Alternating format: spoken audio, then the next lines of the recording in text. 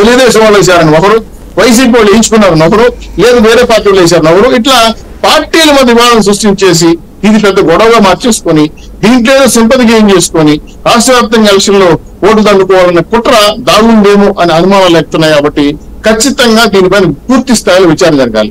విచారణ జరగాలి అంటేనే వెంటనే వాళ్ళ పోలీసులు వేశారు. ఎవరైతే అక్కడ ఉన్నారో వాళ్ళే విచారణ చేస్తే నాకు అర్థం కాలేదు. దీనిపైన ప్రత్యేకంగా ఎవరన్నా సిట్టో లేదు బయట నుంచి అధికారులు లేదు వేరే ప్రాంతం నుంచి అధికారులు లేదు మీరు అన్నట్టు సిబిఐ అధికారులు ఎవరు వేస్తే జరుగుతాయని విచారణ చూద్దాం. ఇంకోటి ఏంటంటే ఇంకా ఇబ్బంది కలిగించిన విషయం, బాధ కలిగించిన విషయం, ఒక రాయి రాయినాన్ని ఇప్పుడు చెప్తున్నాడు, రాయిని ప్రస్తావిస్తే ఇక్కడ తగిలింది. ఇది తగిలిన వెంటనే బెల్లంపల్లి జరుగుతుంది, మళ్ళీ అది కాలు జరుగుతుంది. నాకు అర్థం కాలేదు. ఒక రాయి 3 గాయాలు నాకు అర్థం కాలేదు. జగన్మోహన్ రెడ్డి గారు ఒక రాయి కత్తలు నాకు అర్థం కావడం లేదు. మామూలుగా ఐసీయూ ఏం చెప్పాడు, రాయి పైకి వేస్తే అది కింద పడుతుందట. ఇప్పుడు జగన్మోహన్ రెడ్డి గారు రాయి 3 గాయాలు చేసి సో ఐసీయూ సిద్ధాంతం మార్చాల్సి వస్తే నాకు అర్థం కావడం. ఇంత గొప్ప హైడ్రామాకి తెరలేకున్న బ్లూ ఫిల్మ్ మీడియా ఐపాక్ సంస్థకి హ్యాట్సాప్. ఎందుకంటే బయట రావాల్సిన నిజాలు కొన్ని ఉన్నాయి. ఖచ్చితంగా విధి అయిపోయినా తెలుగుదేశం పార్టీ 3 పార్టీ అధికారాలు వస్తాయి. ఖచ్చితంగా దోషులు బయట లాక్కొస్తాం.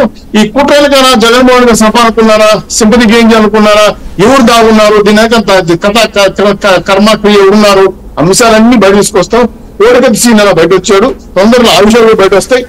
అదేవిధంగా ఎయిర్పోర్ట్ లో రావాల్సిన డ్రామాలో ఉన్న అధికారులు ఎవరున్నారు వాళ్ళు కూడా బయటకు వస్తారు. టోటల్ గా జగన్మోహన్ రెడ్డి గారి యొక్క హిస్టరీ మొత్తం కూడా తీసి ఇది ప్రభుత్వ దాడా, ప్రభుత్వ విఫలమా, అధికారుల దాడా, ప్రతిపక్షాల దాడా, లేదా అధికార పక్షమే వేసుకున్న స్కెచ్చా, ఇన్ని రకాల అనుమానాలకి తెరదించే సమయం 30 రోజుల్లో వస్తుందని చెప్పి మేము రిక్వెస్ట్ చేస్తున్నాం. అయితే మీ న్యూస్ టీవీ తరఫున ఈ రాష్ట్రంలో దుర్మార్గమైన ప్రచారానికి ముందు తెరదింపని రిక్వెస్ట్ చేస్తున్నాం. ఎందుకంటే ప్రతిపక్షాల మీద రాళ్ళదాడి చేయడం మీకు శాతం అయితే ప్రజల మధ్య కలవండి.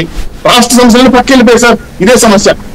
ఒక రాయి జగన్మోహన్ గారి కథ పోలవరం ఏమైంది, ఎన్నికల హామీలు ఏమయ్యాయి, రాష్ట్రంలో జరుగుతున్న అభివృద్ధి ఏమైంది, ఇంక వేరే అంశాలు లేవా, రాష్ట్రంలో అనేక మంది ఇబ్బంది పడుతున్నారు, ఇవన్నీ పక్కెళ్ళిపోయి పూర్తి స్థాయిలో పార్టీల మధ్య రాళ్ళగోడలు తీసుకొచ్చి పెట్టేసి మెయిన్ గా మారుతున్నారనే ఆలోచన వస్తా ఉంది. పూర్తిగా పక్కదారికి వెళ్ళిపోయిన ఈ సంశయాన్ని చూస్తే ఒక రకంగా బాధ వస్తుంది. ఇంకొక రకంగా ఇటువంటి కుట్రలు కూడా చేస్తారా, 29 రాష్ట్రాలు ఎక్కడ జరగలేదే, ఇది ఆంధ్ర రాష్ట్రంలో ఎందుకు జరుగుతా ఉంది అని పక్క రాష్ట్రం ఏం జరుగుతుందో మనమే పెట్టి చూస్తున్నాం. ఎవరో నేను ఈరోజు సెగ్మెంట్ కూడా చూసా, ఎవరో అమెరికా నుంచి ఒక ఇంటెలిజెన్స్ అధికారి కూడా భారతదేశంలో ఎన్నికలు ఎలా జరుగుతున్నాయో పరిశీలిస్తున్న సార్ అన్నారు. ఇది స్టేట్మెంట్ చూశాను. ఆయన ఎందుకు అంత ఆశలు కలిగిందో నాకు అర్థం కాదు. సో ఏంటంటే అప్పుల కోసం తిరిగాము, పక్క రాష్ట్రంలో హేళన చేశారు. ఇప్పుడు ఎన్నికల్లో ఈ దాడులు కూడా చూస్తే పక్క రాష్ట్రంలో మనం హేళన చేయాలి. ఎందుకంటే గెలవడం కోసం ఇంత తీసాడతారా?